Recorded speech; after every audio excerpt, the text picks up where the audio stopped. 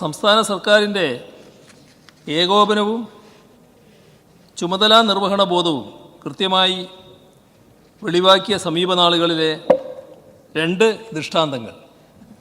അതിലൊന്ന് ശബരിമല തീർത്ഥാടകർക്ക് സുഗമമായ ദർശനമൊരുക്കിയത്, രണ്ട് സംസ്ഥാന സ്കൂൾ യുവജനോത്സവത്തിൻ്റെ നടത്തിപ്പ്.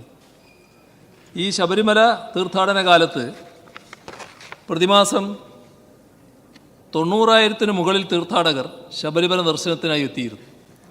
അവർക്കെല്ലാം ഒരു ബുദ്ധിമുട്ടും കൂടാതെ ദർശനം സാധ്യമാക്കാനായി. കഴിഞ്ഞ വർഷത്തെ സീസണിൽ 46,77,922 ഭക്തന്മാരാണ് ദർശനം നടത്തിയത്. ഈ വർഷം 53,09,906 ഭക്തന്മാർ ദർശനം നടത്തി. അതായത് 6,31,984 ഭക്തന്മാർ അധികമായി ഈ വർഷം ദർശനം നടത്തിയിട്ടുണ്ട്. സുഖദർശനം, സുരക്ഷിത ദർശനം എന്ന ലക്ഷ്യത്തോടെ ഏകോപിതമായ പ്രവർത്തനമാണ് നടന്നത്. ഈ സീസണിൽ 18,866 പോലീസ് ഉദ്യോഗസ്ഥരെ ട്രാഫിക് സുരക്ഷാ നിയന്ത്രണ ഡ്യൂട്ടിക്ക് നിയോഗിച്ചു.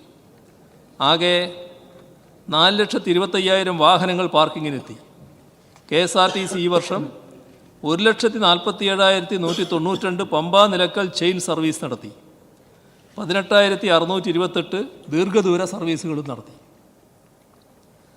ഈ സർക്കാർ ഇതുവരെ ശബരിമലയുടെ വികസനത്തിനാകെ 1,033 കോടി 62 ലക്ഷം രൂപയുടെ പദ്ധതികൾക്കാണ് അംഗീകാരം നൽകിയിരിക്കുന്നത്.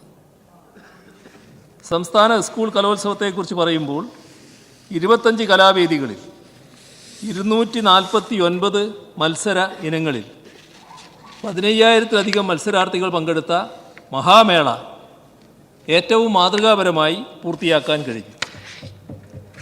ജനപ്രതിനിധികൾ ചെയർമാന്മാരായും അധ്യാപക സംഘടനാ പ്രതിനിധികൾ കൺവീനർമാരായും 19 സബ് കമ്മിറ്റികളാണ് കലോത്സവത്തെ നയിച്ചത്. നമ്മുടെ ആകെ കൂട്ടായ്മയുടെ വിജയമാണ് ദൃശ്യമായത്. ഇത് നമ്മുടെ നാടിനാകെ അഭിമാനിക്കാൻ വക നൽകുന്നതാണ്. നാടിന് തീർച്ചയായും അത്തരമൊരു സ്പിരിറ്റ് എല്ലാ കാര്യത്തിലും സ്വീകരിക്കാൻ ആവണമെന്നുള്ളതാണ് ചൂണ്ടിക്കാണിക്കാനുള്ളത്.